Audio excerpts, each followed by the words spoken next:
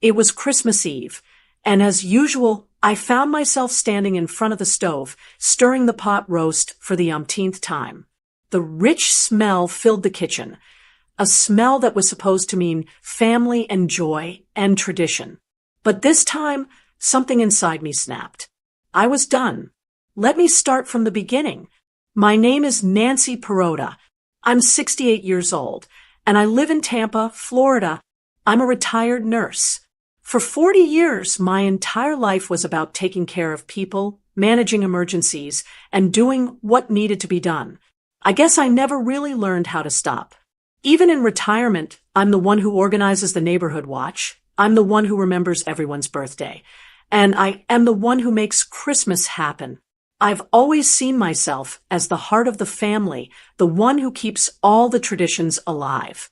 But as I stood there, with my back aching and my feet screaming at me from standing on that tile floor all day, I realized the heart was just plain tired. My husband, Michael, is retired too, and I want to be clear, Michael is a good man.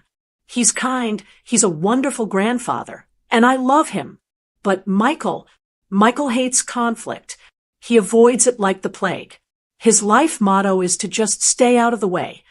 And as I was standing there in that kitchen, sweating over the stove and looking at the mountain of dishes piling up, where was Michael? He was in the living room in his recliner watching a football game.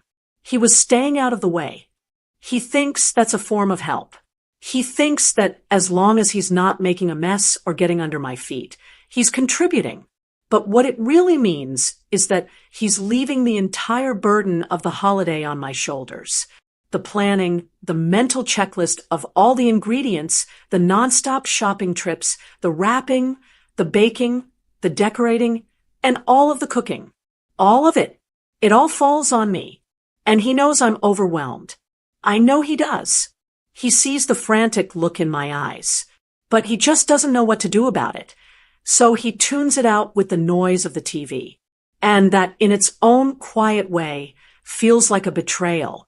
This whole production, this giant, expensive meal, it wasn't for us. It was for our son, Ralph, and his wife, Julie. They live right here in Tampa, maybe a 15-minute drive away. And for the last 3 years, 3 Christmases in a row, they have shown up to my house empty-handed.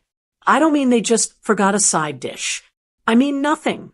The first year, they walked in late, right as I was pulling the roast out of the oven. Julie handed me a small drugstore box of chocolates that looked like a last-minute gas station purchase. The second year, they brought absolutely nothing. Not a bottle of wine, not a bouquet of flowers, not even a bag of ice. Ralph just walked in, sniffed the air, and said, "Wow, smells great, Mom. We're starving."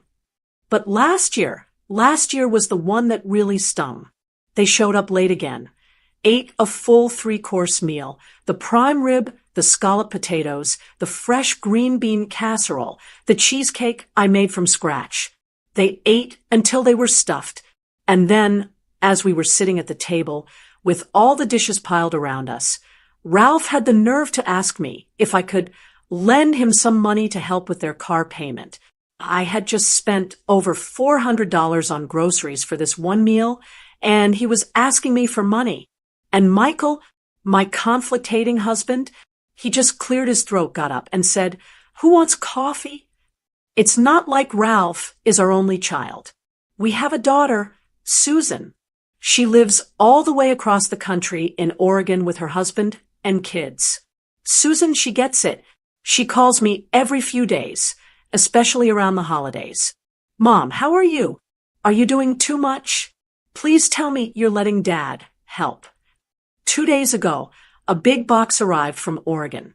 Inside was a beautiful hand-knit throw blanket for me because she knows I get cold. There was a new set of grilling tools for Michael, and she had even sent gift cards for Ralph and Julie. She sent us gifts, and she even bought gifts for them. In my Christmas card, there was a check for $200. The note said, "Mom, please use this for the Christmas dinner. Do not argue with me. I love you." That's Susan. Thoughtful. considerate. And it just makes Ralph's behavior, his entitlement, his laziness, so much more glaring. I find myself wishing Susan lived closer, and then I feel guilty for even thinking it. So there I was, Christmas Eve, staring into a pot of roast that had been cooking for hours. My feet were swollen. The kitchen was a disaster zone of flour on the counter and pots in the sink. And this resentment, it was just simmering, bubbling up just like the gravy. It wasn't just at Ralph and Julie anymore. I was angry at Michael, sitting in that living room, pretending he couldn't hear the clang of the pots and pans. I was angry at myself. Why do I do this? Why do I let them treat me like a free restaurant, a built-in maid? I'm 68 years old. I'm a retired nurse. My back aches, and my hands are getting stiff. And I'm standing here, cooking a feast for a son who won't even bring a bottle of soda, and a husband who won't even offer to wash a single pot. That's when it happened. I just stopped stirring. I turned off the flame. I looked at the wooden spoon in my hand, all covered in sauce. And I thought, I'm done. I am completely, utterly, and totally done. This is the last year. This is the last time I am going to be the only one who cares, the only one who tries. I didn't know exactly what I was going to do or say, but I knew deep in my bones that this was the end of Christmas as we knew it. I stood there in the silence of my own kitchen, the steam from the pot, roast rising up in front of my face. That feeling, I'm done, wasn't a flare-up. It was a foundation cracking. It was the weight of years, not just this one night. As I leaned against the counter, my mind just started replaying the evidence. I didn't even have to dig for it. It all came flooding back. I thought about 3 years ago. I had made a beautiful crown roast of pork. It took me all day to get it right. The grandkids were smaller then, running around with new toys, and the house was loud and happy. We had finished eating, and I was just starting to stack the dessert plates when Ralph followed me into the kitchen. Michael was in the living room, showing my grandson how to work a new remote control car. Ralph leaned against the counter, casual-like, and said, "Hey, Mom, that was great. Listen, I was wondering, Julie and I are a little short for the car payment this month. We were thinking you could, just lend us a couple $100 till my next check." I stopped. I was holding a stack of plates. "Lend you money? Right after I'd spent a fortune on this meal?" He said it so easily, as if he were asking to borrow a cup of sugar. I didn't even know what to say.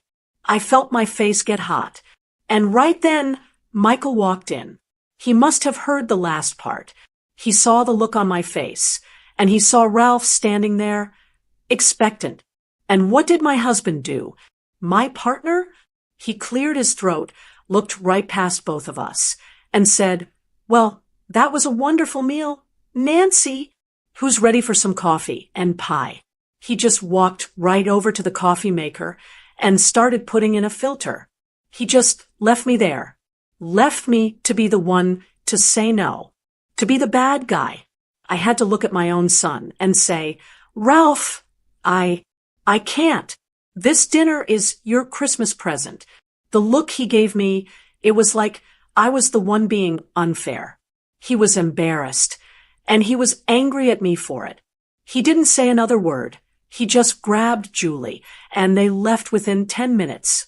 Michael just kept fiddling with the coffee pot, pretending he hadn't heard a thing. Then my mind jumped to the very next year.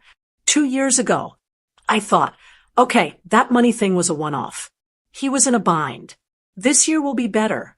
I decided to make a turkey, but I tried a new brining recipe that I'd read about. I was so proud of it. The skin was perfectly brown and crispy. I brought it to the table, and Michael carved it. I watched Julie take her first bite. She chewed it slowly, put her fork down, and looked at Ralph. "Oh," she said, with that little tight smile she does. "It's different than last year, isn't it? It's a little on the dry side, don't you think?"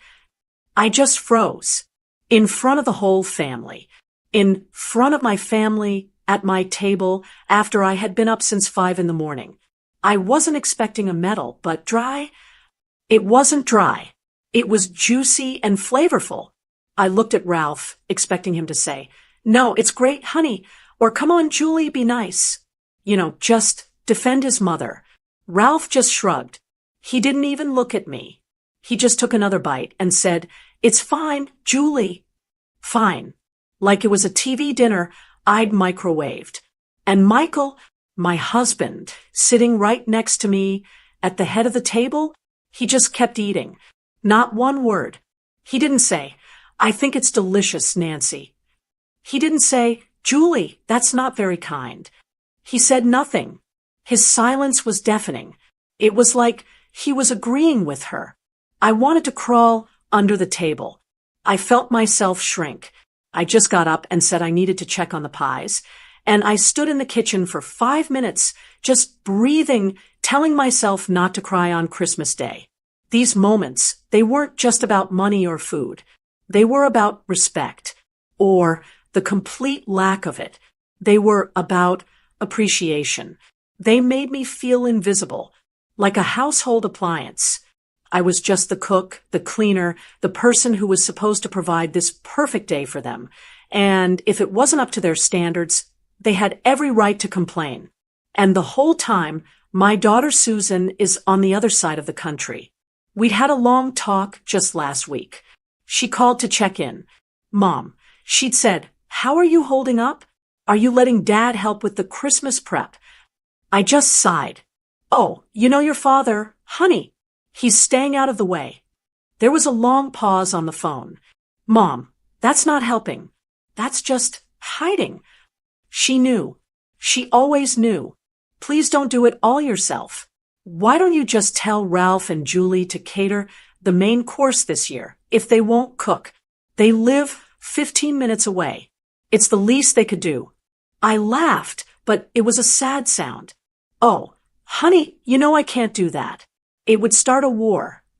"So let it," she said, and I could hear how angry she was for me.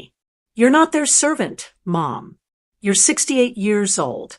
You're supposed to be enjoying your retirement, not running a restaurant for ungrateful people." She was right. Every word she said was true. So why did I keep doing it? I knew the answer, and it made me feel even more trapped. The grandkids. I love my grandchildren. I love their noise. I love the way they run into the house and shout, "Grandma!" I love the magic of it for them. I want them to have these memories, the smell of the house at Christmas, the big tree, the pile of cookies. I keep telling myself I'm doing it for them, that I'm swallowing my pride and my anger for them. But as I stood there Christmas Eve, staring at that spoon, I realized what a terrible excuse that was. What am I teaching them? I'm teaching them that it's okay for their father to disrespect his mother. I'm teaching them that Grandma has no feelings, that her work doesn't matter.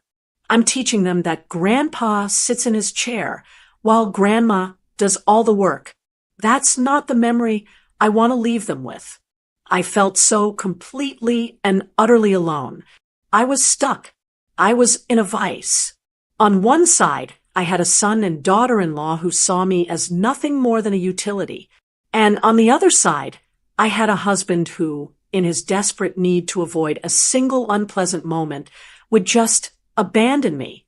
He would let me take the hits. He would let me be criticized. He would let me be the bad guy. And that passivity, that silence, it was just as hurtful as Ralph's entitlement. Maybe more, because he's supposed to be my partner. He's supposed to be my team. But I had no team. I was a team of one. And this one-woman team was officially clocking out. I woke up on Christmas morning before the sun. That feeling I had on Christmas Eve, that I'm done feeling, it was still there, sitting like a cold stone in my stomach. But what was I supposed to do? It was Christmas Day. The grandkids were coming. So like I've done for 40 years, I got up, put the coffee on, and went to the kitchen. I went through the motions. I put the turkey in the oven. I started peeling the potatoes for the mashed potatoes. Michael came in around 7, poured himself a cup of coffee, and said, "Morning, hon, Merry Christmas. Smells wonderful in here already." He didn't seem to notice the silence from me. He didn't notice that I just nodded and said Merry Christmas without looking at him. He went to his recliner, turned on the morning news, and stayed out of the way. The grandkids, thank heavens for them, came bursting in around noon, full of sugar and excitement. They ran to me, hugged my legs, and shoved their new toys in my face. For a little while, I could almost forget. I could smile and be Grandma. But then, at 2:00, 1 hour late, Ralph and Julie walked in. No knock. They just used their key and came right in the side door. "Merry Christmas," Ralph yelled, walking into the kitchen. Julie was right behind him. And just like I knew it would be, their hands were completely, totally empty. No gift bag for me or Michael. No hostess gift. No bottle of wine for the table. No dish of cookies. Not even a bag of dinner rolls. They walked in, took off their coats, and Julie immediately looked at the stove. "Wow, you really went all out again, Nancy. I'm exhausted just looking at all this." She said it like she was paying me a compliment, but it felt like a jab. Ralph walked over, lifted the lid on the gravy, and said, "Smells good, Mom. We're starving. Is it ready?" I just nodded and said, "5 minutes. Go on into the living room." Michael was already on the floor, playing with the grandkids, building something with blocks. He was in his happy place, insulated from all of it. We all sat down at the table. It was the same scene it was every year. The good china, the crystal glasses, the holiday tablecloth. I only use once a year. I brought out the turkey, and Michael carved it. I brought out the pot roast, the mashed potatoes, the green bean casserole, the sweet potatoes with marshmallows, the homemade cranberry sauce. The table was groaning with food that I had planned, shopped for, and cooked all by myself. We started eating. The kids were chattering. Michael was asking Ralph about his job, and I was just quiet. I was pushing food around on my plate. I was watching them. I watched Ralph take a huge helping of turkey. I watched Julie take a tiny, critical scoop of the mashed potatoes. And then it happened. Ralph was in the middle of a bite. He stopped chewing, frowned, and looked at his plate. He said. He took a big drink of water. "This turkey's a little on the dry side this year, Mom." He said it so casually, not mean, just like an observation, like he was a food critic at a restaurant he was reviewing. Before I could even register the sting, Julie chimed in. She poked at her potatoes with her fork. "And the mashed potatoes are a bit lumpy." That was it. It wasn't just the words. It was the ease with which they said them. The entitlement, the complete, breathtaking thoughtlessness, all the anger from the night before, all the resentment from the past 3 years, all the loneliness I felt, it just exploded. But I didn't yell. I didn't throw anything. I just very slowly, very deliberately put my fork and my knife down on my plate. The clink of the porcelain was loud. It was so loud that the conversation just stopped. Even the grandkids went quiet. Everyone was looking at me. I looked right past Michael, right past Julie, and I settled my eyes on my son, Ralph. My voice was quiet. It was steady. It was cold. "I'm tired," I said. Ralph looked confused. He was still holding his fork. "Tired of what, Mom? It's Christmas. You should sit down." "I'm tired," I said again, my voice a little stronger. "I'm tired of carrying the weight of this holiday every single year. All of it. The shopping, the planning, the $400 on groceries, the cooking, the cleaning. I'm tired of it." You could have heard a pin drop. Ralph looked genuinely stunned. His mouth was hanging open a little. I don't think it had ever, in his entire life, occurred to him that I didn't enjoy being his servant. Julie, on the other hand, went red. Her eyes narrowed. "Well, Nancy," she said, her voice sharp and defensive, "we never asked you to do all this. We just thought you liked doing it. If it's such a burden, you should have just said something. You should have just said something." The audacity of that. It almost took my breath away. But as angry as her words made me, I barely heard them, because in that moment, my eyes had moved to the head of the table, to my husband. I was looking right at him, begging him with my eyes, "Say something. Back me up. Be my husband." And Michael was frozen. He was staring at his plate of food as if it held the answers to the universe. His knuckles were white on the carving knife next to his hand. He wouldn't look at me. He wouldn't look at Ralph. He just sat there in a block of ice. He said nothing, absolutely nothing. And in that one horrible, silent second, I realized the truth. The criticism from Ralph and Julie, that was just a pinprick.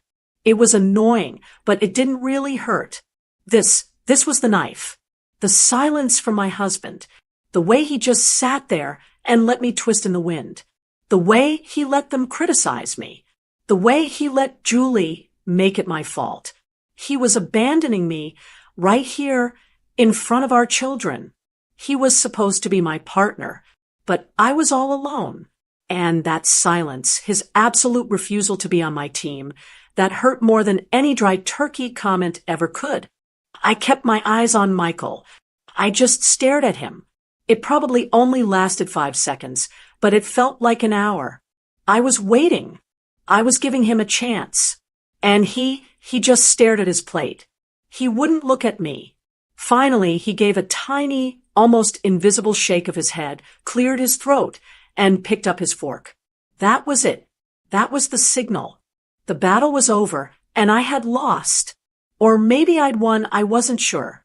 But my partner had made his choice. He chose silence. Michael took a bite of his food. And just like that, the spell was broken. Everyone else, awkwardly, picked up their forks too. But the talking was gone. You know what's louder than a house full of people arguing? A house full of people who want to argue, but can't. The only sounds were the scrape of silverware on my good china. Scrape. Clink. Scrape. It was deafening. It was the most awful meal I have ever sat through. My little granddaughter, Emmy, who's only 5, must have felt it. She's a sensitive one. She looked around the table with her big, brown eyes and asked in her little voice, "Why is everyone quiet? Is Christmas over?" Julie, my daughter-in-law, just reached over and snapped at her. "Eat your food. Emmy, just be quiet." Emmy's face crumpled, and her lip started to quiver. That just made me even angrier. Now the kids were being punished because the adults were acting like children. I looked over at Ralph and Julie. They weren't eating. They were leaning their heads close together, whispering. It was that angry, buzzing kind of whispering. They'd stop, and Julie would shoot me a look that could have curdled milk. Ralph just looked red and puffy, like a little boy who'd been told no for the first time. They were mad at me. I was the one who was wrong. I was the one who had broken the rules. The rules that said, Nancy does everything, and we get to treat her however we want. I just sat there. I didn't eat another bite. I felt strangely calm, but it was a cold, hard calm. I had said what I said, and Michael had done what he did, or didn't do. There was no going back. I just watched them.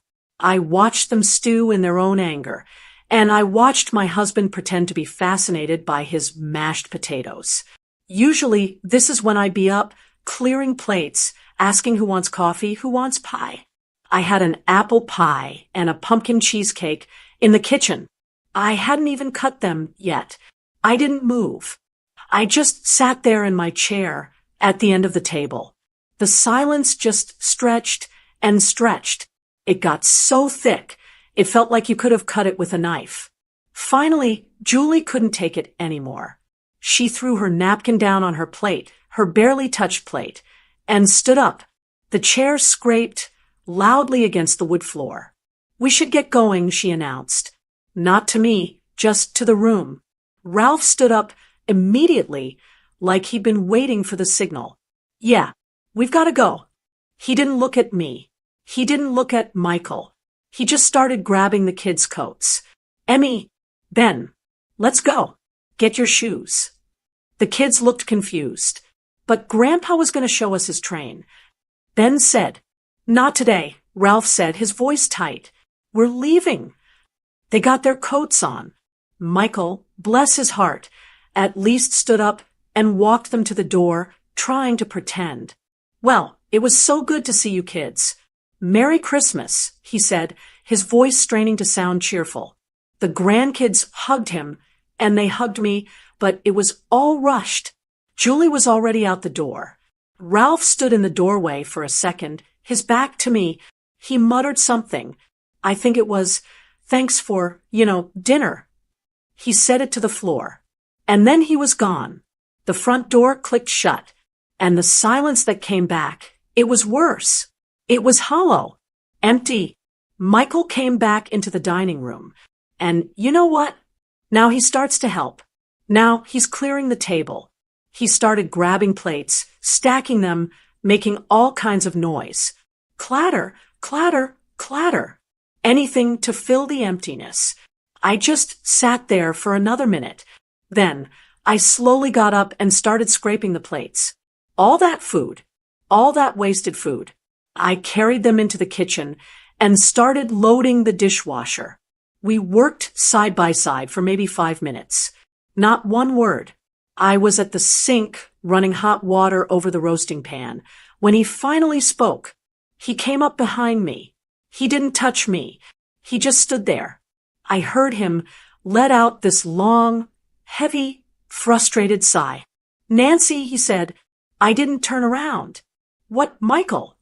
Did you really have to do that? Today, on Christmas Day, in front of the grandchildren?" I turned off the water. The only sound was the drip, drip, drip from the faucet. I turned around slowly and looked right at him. I wasn't angry anymore. I was just empty. "Do what, Michael?" I asked, my voice flat. "Do what? Tell the truth.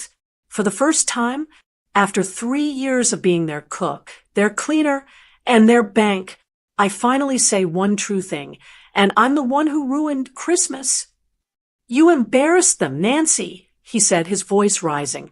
"You embarrassed me. That's family stuff. You don't do that. You don't air that out at the table like that."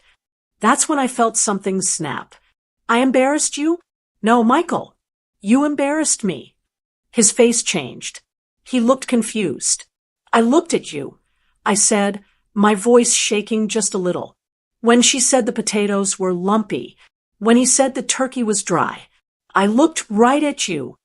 I was begging you, Michael, just with my eyes, begging you to be on my team, to say one thing, to just say, 'I think it's delicious, Nancy,' or 'That's not a very nice thing to say.' Anything. And you just sat there. You stared at your plate like a coward." He recoiled like I'd slapped him. "Nancy." "No," I said, holding up my hand.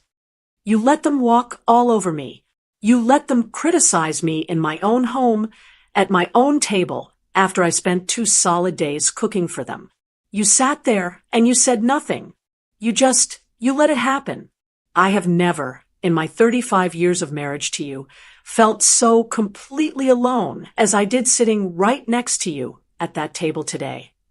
I could see the hurt in his eyes, but I didn't care. My son disrespects me, and my husband just sits there and lets it happen. So don't you dare talk to me about ruining Christmas. You're just as much to blame as they are. You're just quieter about it. I turned my back on him. I turned the hot water back on, as hot as it would go, and I started scrubbing that pan. He just stood there. I could feel him standing there, behind me. He had no answer. He knew it was true. After a long minute, I just heard his footsteps walking away, back to the living room, back to his recliner, back to his silence. And I was alone in the kitchen again, just like always. I stood at that sink for I don't know how long, just letting the hot water run over my hands. The house was dead quiet. I could hear the faint murmur of the television in the living room, which meant Michael was back in his recliner, hiding from me, hiding from the fight, hiding from himself. I finished the last pan, dried my hands, and walked through the dining room. The table was a war zone. Half-eaten plates of food, wadded-up napkins, my good china splattered with gravy. It looked sad. All that work, all that effort. For what? To be criticized and then abandoned? I felt so hollow and so completely, terribly alone. I'd stood up to my son, only to be cut off at the knees by my own husband.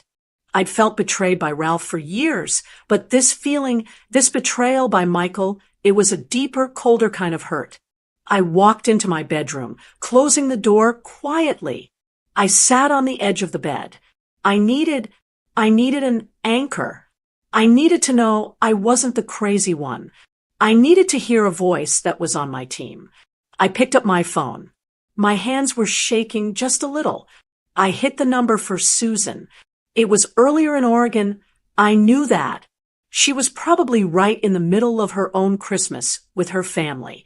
I felt a quick stab of guilt for bothering her, but it was drowned out by a desperate need to talk to her. She picked up on the third ring, her voice bright and full of cheer. Mom, Merry Christmas. I was just about to call you. How was dinner? Did Ralph and Julie actually behave themselves this year? And just like that, hearing her voice, her normal, happy, loving voice, it just broke me. All that cold, hard anger I'd been holding on to, it shattered. My throat closed up. I tried to answer, but all that came out was this choked, watery sound. Her tone changed in a heartbeat. Mom, what's wrong? Are you okay? Where's Dad? Oh, honey, I whispered, and then the tears started. Not loud, messy sobs. Just the quiet, exhausted tears of someone who has nothing left. It was awful, Susan. It was the worst Christmas I've ever had. What happened? She said, her voice sharp now. All business. What did they do? So I told her. I told her everything, starting from the moment they walked in the door, empty-handed, for the 4th year in a row. I told her about the comments. He said my turkey was dry, Susan. And Julie said the potatoes were lumpy. I heard her suck in her breath. They what? Are you kidding me, Mom? After you? Oh, I am going to call him. The nerve. The absolute, unbelievable nerve of those two. Hearing her get angry for me, it was like a weight lifting. It was the first time all day I felt like I wasn't just imagining things. But Susan, I said, my voice getting a little stronger. This time, I didn't just take it. I snapped. I put my fork down, and I told him. I said I was tired. I said I was tired of carrying this whole holiday, all by myself, year after year. There was a second of dead silence on the phone. Then Susan's voice came back, and it was full of something I hadn't expected. Good, she said. No, Mom, good for you. It is about time. It is long past time. I am so proud of you for finally saying it. What did he do? What did Ralph say? This was the part one was dreading. My voice got quiet again. He just looked stunned, like I'd slapped him. And Julie, of course, got defensive and said, I should have just said something if I felt that way. Oh, of course she did, Susan said, disgust in her voice. Blame you. Typical. But honey, I said, and I had to stop and take a shaky breath. That wasn't the worst part. What do you mean? She asked. Your father, I whispered. I looked at your father. I looked right at him, Susan.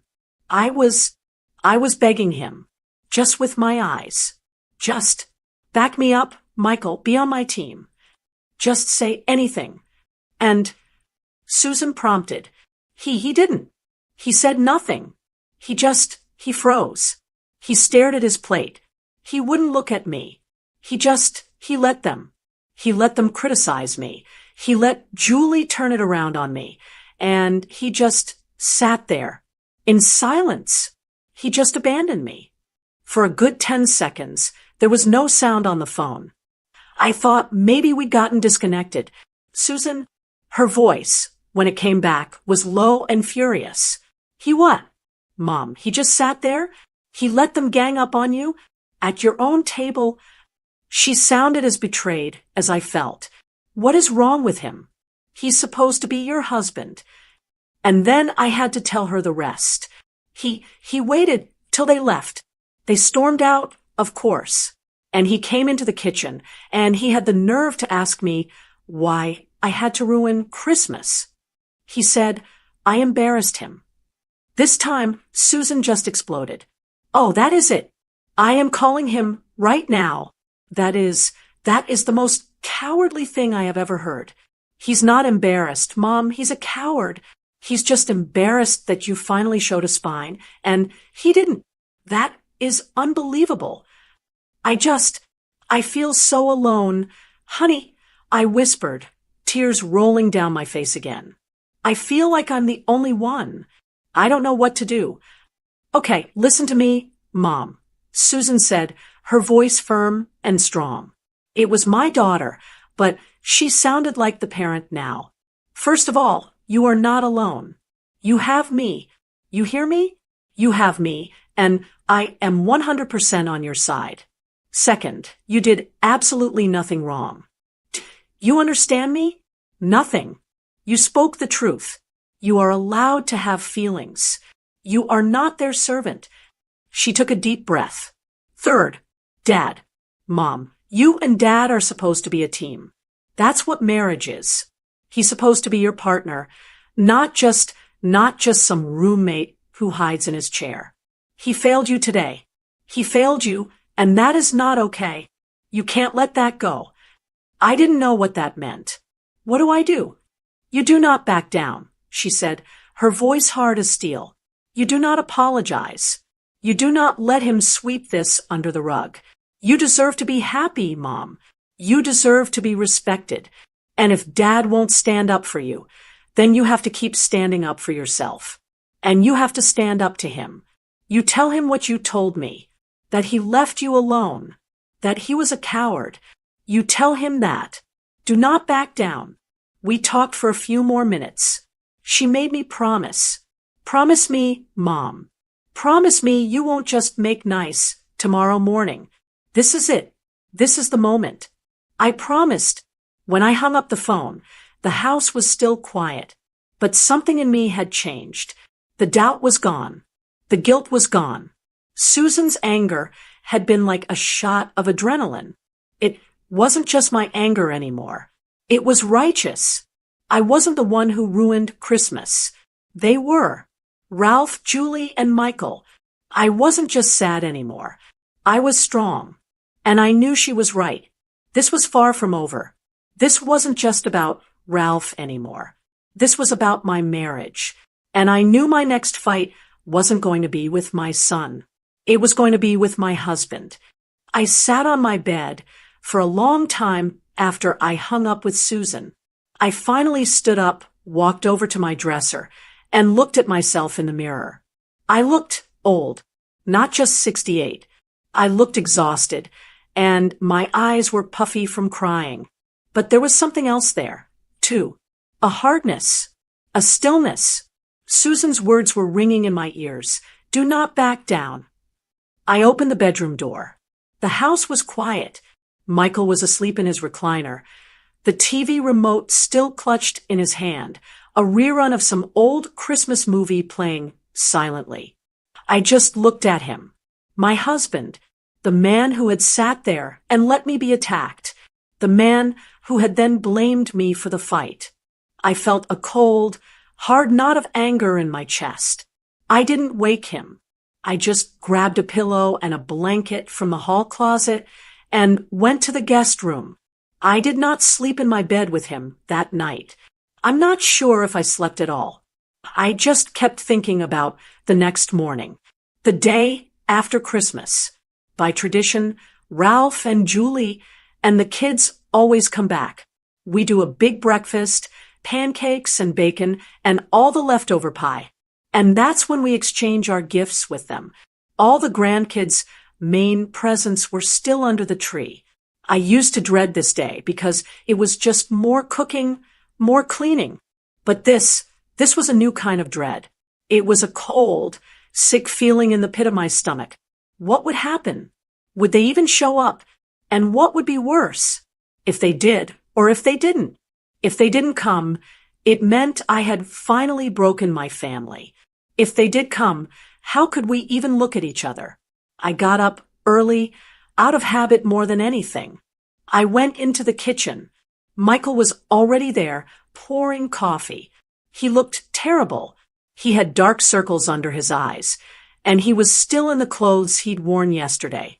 He must have woken up in his chair and seen my side of the bed empty.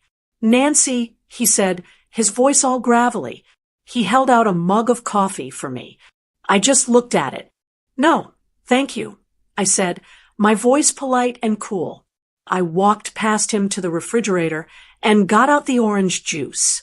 "Nancy, please," he started. We need to talk about yesterday." "No," I said, not looking at him. "There's nothing to talk about. You made your position perfectly clear. You said nothing." "It's not that simple," he said, his voice rising in that frustrated way he has. "You put me in an impossible spot." I turned and looked at him. "No, Michael, you put me in an impossible spot. For years. I'm not doing it anymore." Right then, we heard a key in the side door. My stomach just dropped to the floor. It was them. Ralph, Julie, and the kids. They came in, but it wasn't the usual noisy, happy tumbling in. They were quiet. The kids looked nervous. Ralph's face was sullen and pouty. Julie looked like she'd been sucking on a lemon. They didn't come in for a hug. They just stood there in the kitchen. And then Michael just transformed. It was pathetic, really. He suddenly became this cheerful, loud, cruise director version of himself. Hey, there they are," he boomed, his voice at least 2 octaves too high. "Merry Christmas, everybody. Good to see you. Who wants pancakes? Nancy, are we making pancakes?" He was looking at me, desperate, pleading with me to just play along. Just pretend. Put the mask back on. I looked at him, and then I looked at Ralph and Julie. "Hello, Ralph. Hello, Julie. The pancake mix is in the pantry, Michael. You know where the bowls are." And I walked right past all of them into the living room and sat down in the armchair. Not my recliner. The stiff armchair that nobody ever sits in. The silence that followed was awful. I could hear Michael in the kitchen making all kinds of noise, clanging bowls, slamming the refrigerator door. "Well, okay then. Pancakes it is," he yelled to no one. Julie and Ralph slowly followed me into the living room and sat on the sofa as far away from me as they could get. The kids saw the presents under the tree, and, being kids, they at least got a little excited. "Can we open them, Grandma?" Ben asked. "Ask your father," I said, my voice still perfectly level, perfectly calm. Ralph just grunted. "Yeah, sure. Go ahead." So the kids started tearing into the presents. But the whole atmosphere was just poisoned. Michael kept trying to yell things from the kitchen. "Wow, look at that. A new fire truck. Isn't that great, Ben?" His voice was cracking with the strain of it. Ralph and Julie just sat there, sullen, silent. They were shooting me little, angry looks when they thought I wasn't watching. They were the ones who had been wronged. They were the victims. I just sat there and observed. I watched my husband, a man I'd been married to for 35 years, desperately trying to paste over the gaping wound he had helped create. He was trying to jolly everyone into submission, and it was just making it worse. It was making him look weak. And I looked at my son, a grown man, pouting like a child because his mother had finally refused to be his doormat. Right then, with Susan's words in my head, "You deserve to be happy, Mom. Do not back down," I realized the truth. I wasn't just done with the cooking. I was done with this. This whole charade. This whole toxic, one-sided, broken dynamic. It wasn't just that I was done hosting Christmas. I was done, period. I was done with Ralph's entitlement. I was done with Julie's criticism. And most of all, I was done with Michael's passivity. I was done being the only grown-up in the room. This wasn't a family. It was a performance. And I was quitting the show. The pancakes sat untouched. Michael had made a whole stack of them, and they were just sitting on a platter in the middle of the table, getting cold. He had tried, with that loud, fake cheerfulness, to get everyone to eat. "Come on, kids. Hot pancakes." Ralph, Julie, they all just shook their heads. Ralph and Julie were still sitting on the sofa, stiff as boards. The kids had ripped open their presents, but even that was quiet. There were no shouts of joy.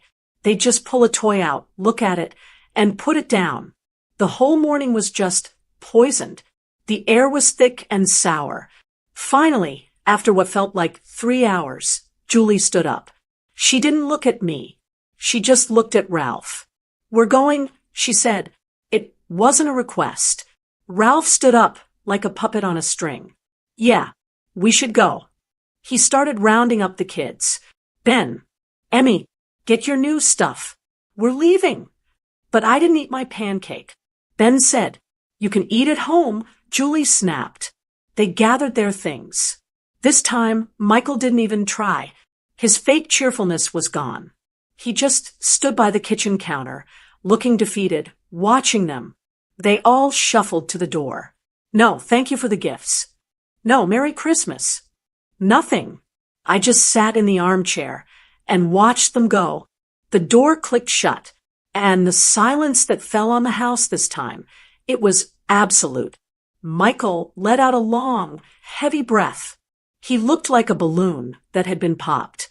He walked over, picked up the cold plate of pancakes, and dumped the whole stack of them right into the trash can. It was such a sad, final sound. He turned on the sink, started running the water, picking up wrapping paper. He was doing it again.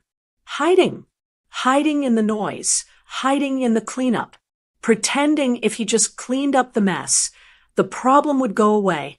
Susan's voice was in my head. "Do not back down." "Michael," I said. He kept his back to me. "What, Nancy? What now? Are you happy? You got what you wanted. They're gone. Christmas is officially ruined." "Stop," I said. My voice wasn't loud, but it cut right through the sound of the running water. "Stop cleaning and turn around." He sighed, that heavy, put-upon sigh, as if I was the one bothering him. He turned off the water. He slowly turned around, leaning back against the counter. He crossed his arms. "What?" "Sit down," I said, motioning to the kitchen table. "Nancy, I really don't think." "Sit down." He huffed, but he did it.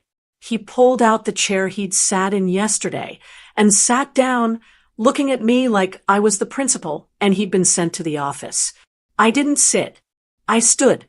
I needed to stand. "I slept in the guest room last night," I said. He just nodded. "I noticed." "I spent all night," I said, "thinking about what you said. How I embarrassed you. How I ruined Christmas." "Well, you can't say it went well," he muttered, picking at the tablecloth. "No, it didn't go well," I said. "It was a disaster. But that disaster didn't start yesterday, Michael. It started years ago. It started every time Ralph was disrespectful, and you said nothing. It started every time Julie made a nasty comment, and you just kept eating. It started every time I was left in the kitchen alone, exhausted, while you stayed out of the way. He opened his mouth to argue, but I held up my hand. I'm not done. I've been thinking about this for a long time. For 35 years of marriage, I have been the one. I've been the peacemaker. I've been the one to smooth things over, to bite my tongue, to make sure everyone is happy, to just absorb it. I've absorbed Ralph's entitlement, and I've absorbed your silence. I walked a little closer to the table. I am 68 years old, Michael, and I am tired. I will not be the family doormat anymore. Not for them. I paused, and I looked him right in the eye. And not for you. He recoiled a little. That's not fair, Nancy. Isn't it? I said. I am done being the only bad guy. I'm done being the one who has to set the boundaries, and then be called a monster for it, while you get to stand on the sidelines and pretend to be the nice guy. That's not being nice, Michael. That's not peace. That's just letting me take all the bullets. Yesterday, at that table, that was abandonment. You abandoned me. He flinched. That word, it hit him. I could see it. I love you, I said, and my voice softened just a little. You are my husband. I have loved you for almost 40 years. But I cannot.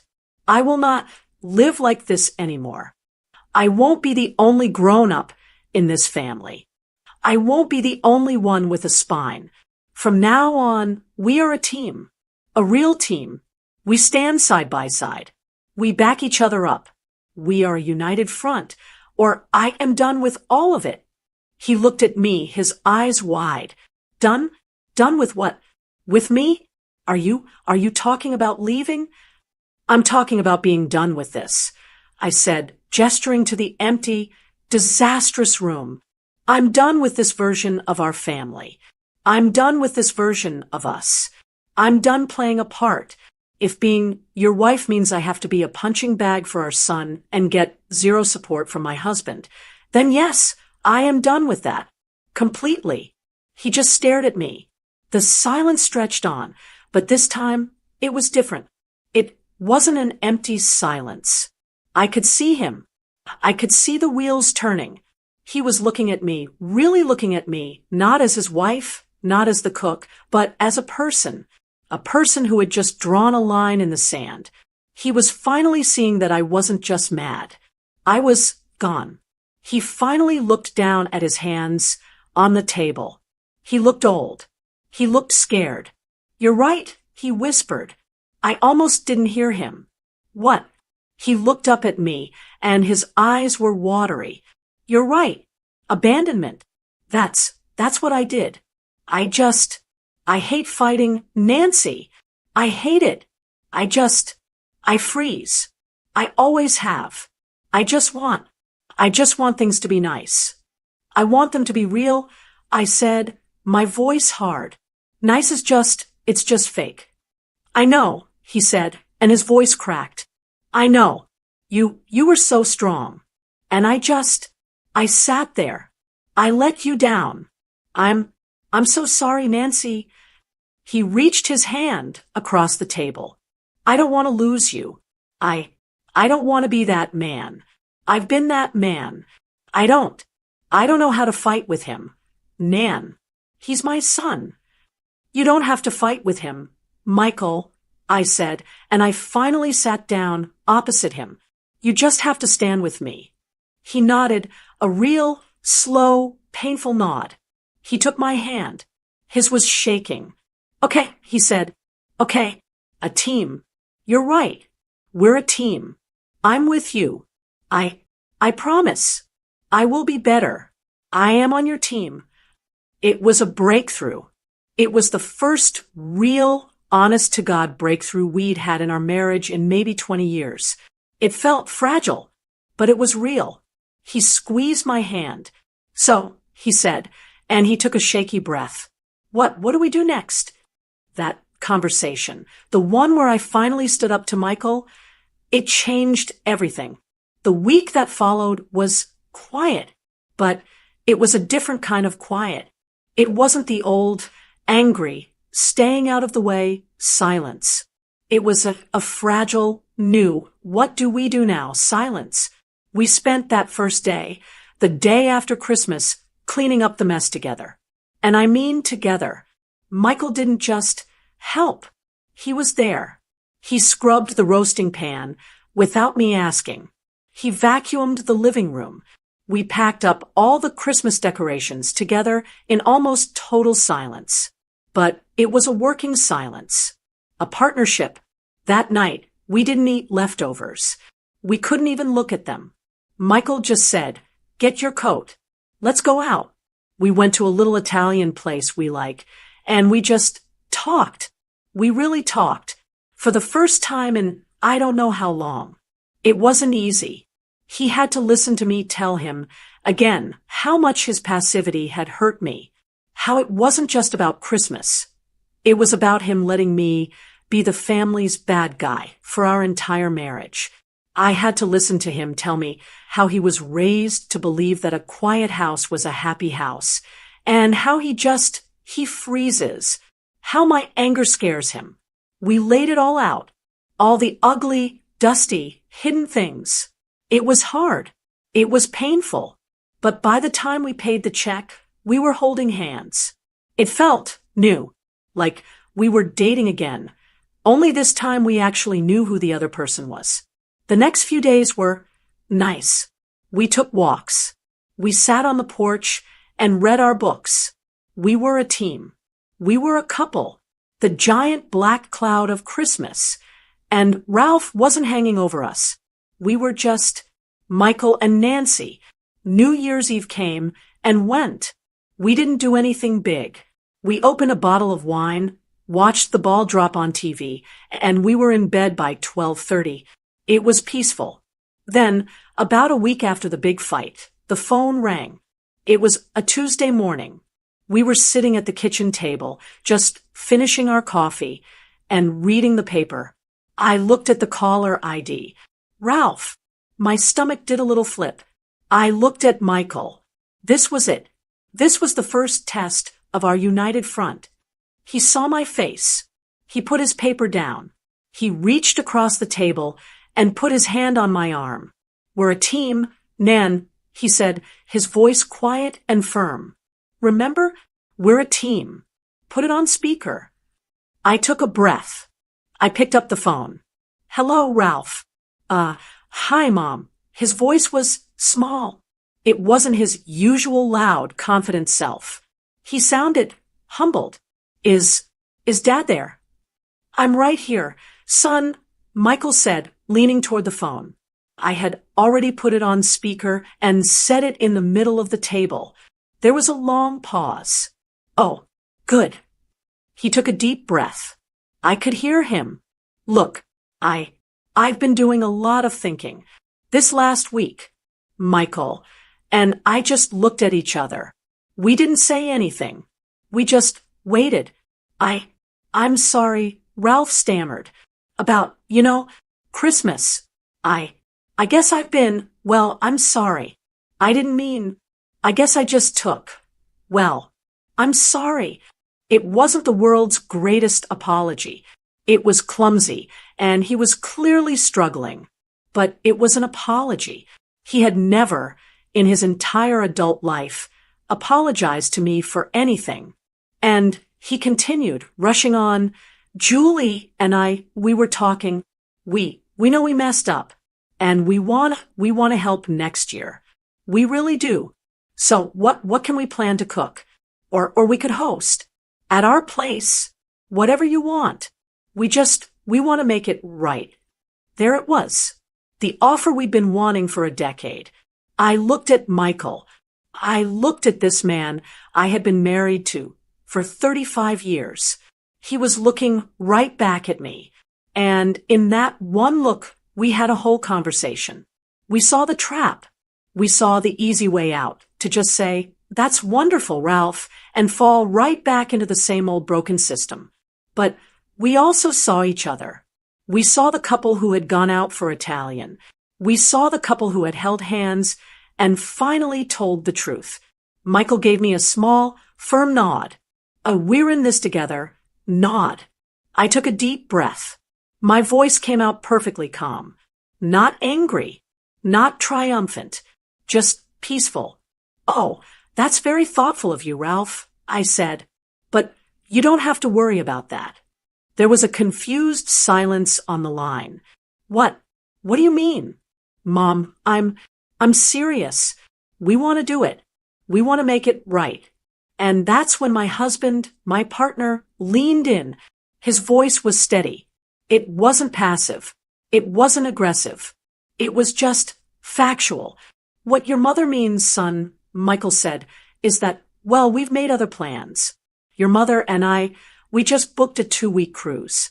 We'll be in the Bahamas for Christmas." The silence on the other end of the phone was absolute. It was so total. I actually wondered for a second if the call had dropped. I could almost hear Ralph's brain grinding to a halt, trying to compute what he'd just heard. I chimed in, my voice just as calm. "We just decided, Ralph, that after all these years, it's time for us to have our Christmas. Just the two of us. We booked it yesterday. We're very much looking forward to it." He finally found his voice. A cruise," he stammered. For Christmas? But what about the grandkids? What about tradition? What about us?" There it was. What about us? The same us that had brought nothing, complained about the food, and asked for money. Michael's voice was kind, but it was so firm. There was no wiggle room in it. "You'll have a wonderful time, Ralph. You're more than capable of making a wonderful Christmas for your own family. We'll be sure to call you from the ship." But, Ralph was stuttering. "We have to go." "Son," Michael said, cutting him off gently. "Your mother and I were just heading out the door." "Oh," Ralph said. His voice was just flat, defeated. "Oh, okay. Well, we'll talk to you soon," I said. "Bye-bye." I hung up the phone. The kitchen was silent. I looked at Michael. He looked at me. And then we both smiled. Not a big, triumphant laugh. Just a slow, deep, relieved smile. The weight of 20 Christmases, it just evaporated. It was gone. I felt light. I felt free. I knew in that moment that a lot of people would say we were being selfish, that we were abandoning our family, that we were punishing our grandchildren for their parents' mistakes. I could already hear what people in the neighborhood might whisper, but as I sat there across the table from my husband, the man who was finally truly my partner, I didn't feel selfish. I felt saved. We had saved ourselves. We had finally, after all these years, put our marriage, our peace, and our happiness first. We were a team, and our team was, for the first time in a long time, heading in the same direction. This Christmas, I woke up at 8 o'clock. I didn't wake up to the jolt of a 5 a.m. alarm set in a panic. I woke up to a sliver of bright Caribbean sun cutting across our cabin. Michael was already up. He was sitting on our little private balcony, reading a book. He'd already gotten us coffee from the little cafe downstairs. I put on a light robe, not my old, stained apron, and I sat down next to him. We just sat. We watched the turquoise blue water go by. There was no turkey to baste. There were no potatoes to peel. There was no knot of dread in my stomach. It was just quiet. "Merry Christmas, Nan," he said, putting his hand on mine. "Merry Christmas, Michael," I said, and for the first time in a long time, I actually meant it. We spent the day doing whatever we wanted. We read by the pool. We took a walk around the deck. We even took a nap. I hadn't taken a nap on Christmas Day since, well, maybe never. That evening, the ship was having a big festive dinner. They called it Christmas Under the Stars on the top deck. The whole place was strung with thousands of tiny white lights, and the warm breeze was it was wonderful. A steel drum band was playing Jingle Bells. It was impossible not to smile. We found a table with two other couples we'd met a few days earlier, one from Canada, one from England. We sat and talked. We talked about our kids, our grandkids, about our retirements. We just laughed. I mean, really laughed. The woman from England, Clara, was telling a story about her own daughter-in-law and a disastrous attempt at a fruitcake. And I felt so light. I wasn't the host. I wasn't the cook. I wasn't the cleaner. I was just Nancy, a person. Michael leaned over and refilled my wine glass. He looked at me, his eyes clear and happy. He raised his glass. To new traditions, he said, his voice just for me. I clinked his glass. To us, I said. And right at that moment, my phone, which I just set on the table, buzzed. My heart did that familiar little jump. You can be 1,000 miles away on a cruise ship, but you're still a mother. The screen said, Ralph, video call. I looked at Michael. This was it. The moment of truth. He didn't flinch. He just smiled, squeezed my hand under the table, and nodded. Team, he whispered, so quietly no one else could hear. I took a breath and hit the accept button. Their faces filled the screen, all huddled together. Ralph, Julie, and the grandkids. They were on their sofa in their living room, and the room was a mess. A total, glorious, happy mess. Wrapping paper was everywhere. It looked like a toy store had exploded. Julie looked exhausted. She was in her pajamas, holding a giant mug of coffee like it was a lifeline. Ralph looked tired, too, but he wasn't pouting. He wasn't angry. He just looked like a father who had been up since 5 a.m. with two very excited kids. Grandma! Grandpa! Emmy shrieked, trying to grab the phone.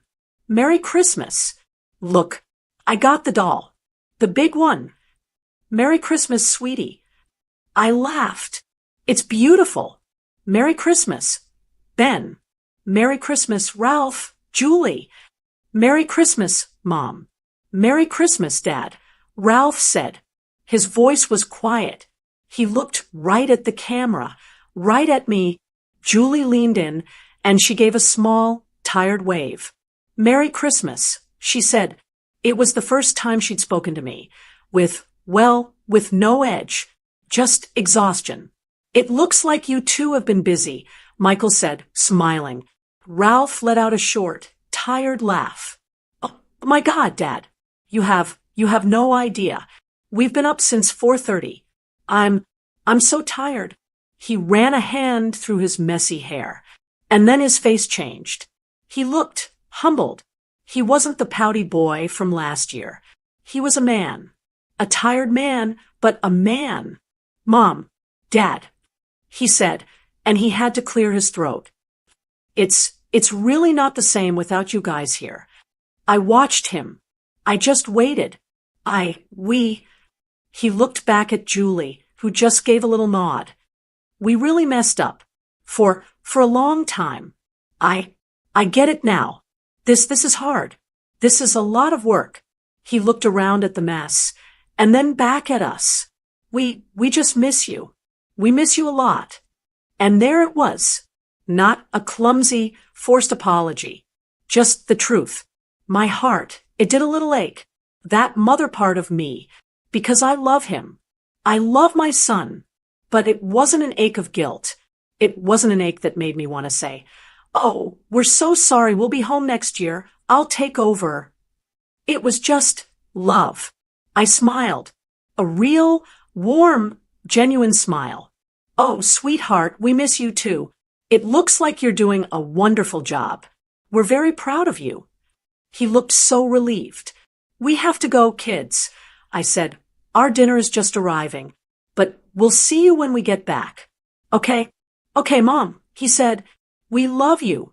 "We love you too," Michael said, his voice full. "All of you. Bye-bye. I hung up the phone and set it face down on the table. Michael was just watching me. He didn't say anything. He just reached out and put his hand on top of mine. I turned my hand over and laced my fingers through his. I took a sip of my wine. The steel drum band started playing Somewhere Over the Rainbow. I looked out at the dark, inky ocean, at the millions of stars, at the reflection of the little white lights on the water. And I felt a quiet, a deep, solid peace that I hadn't felt in 30 years. It wasn't the selfish pleasure of getting my way. It was the peace of knowing I had finally done the right thing. I had saved myself. I had saved my marriage. And maybe, just maybe, I had finally let my son grow up. I was at peace. We came back from that cruise in the first week of January. When I walked back into my house, it felt different. It was the same house, same furniture, same pictures on the wall. But I was different. I felt lighter. The air in the house felt lighter. It didn't feel like a stage where I was expected to perform. It just felt like my home. And my marriage, well, that's the biggest change of all. It's like Michael, and I finally woke up. We spend our days as real partners. It's in the little things. He doesn't just stay out of the way anymore. He's present. He'll come into the kitchen while I'm making dinner, and he'll lean against the counter, and we'll just talk. Or he'll just start washing the vegetables. He doesn't ask. He just does it. He's on the team. When my sister called the other day and started to complain about her husband, Michael overheard me, and I heard him pipe up from the living room, "Tell Beatrice to stand her ground." I almost dropped the phone. This was the man who used to hide from conflict. It turns out he had a spine all along.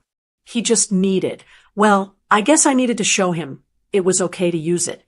That I wouldn't collapse if he had an opinion.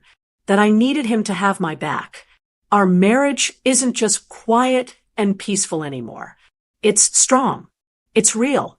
And Ralph, well, that's a new story, too. It's not like that phone call fixed everything, and now we're a perfect family. It's a new normal. It's awkward, sometimes, but it's respectful. We saw them a few weeks after we got back. We met at a restaurant, halfway, on neutral ground. It was nice. Ralph and Julie, they were different. They asked us questions. They asked about the cruise. Julie even complimented my blouse, and I think she actually meant it. Ralph, he looked at me differently, not like I was just Mom.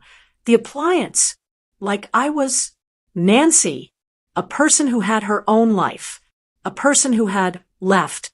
He saw, I think for the first time, that I wasn't just a part of his life.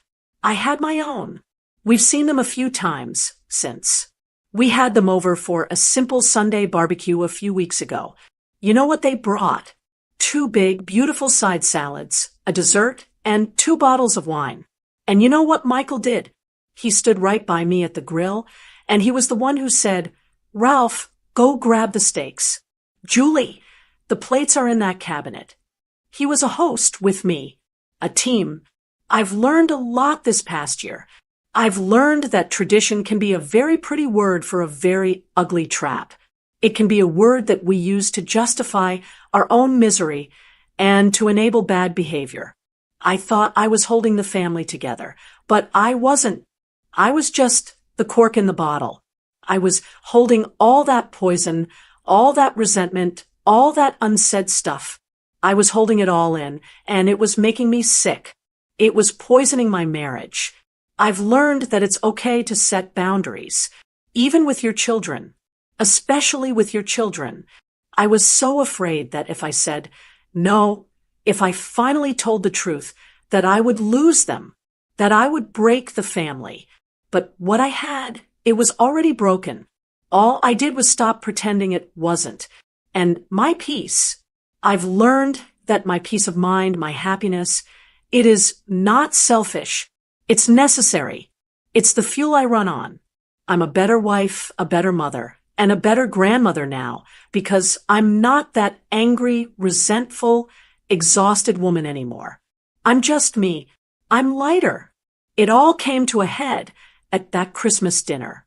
I finally said what I felt, and it led me to a confrontation with my husband and to the hardest decision I ever had to make. But it makes me wonder, have you ever felt like you were carrying all the weight of the family traditions? I finally set boundaries, but I know some people will say my husband and I went too far by booking that cruise and leaving the kids. Some will say it was selfish. Some will say we should have stayed and tried to teach them to fix the tradition, not just run away. So I have to ask you, what would you have done? Would you have stayed to try and fix the tradition, or would you have booked the flight? I truly want to know. This is my story, but I know I'm not the only one who has lived it. Please let me know in the comments what you think and share your own stories. We can all learn from each other. And if this story touched you, if it felt real to you, please give this video a like. It really does help. Share it with someone you think might need to hear it. And of course, don't forget to subscribe to the channel so you don't miss any of our future stories. Thank you so much for listening.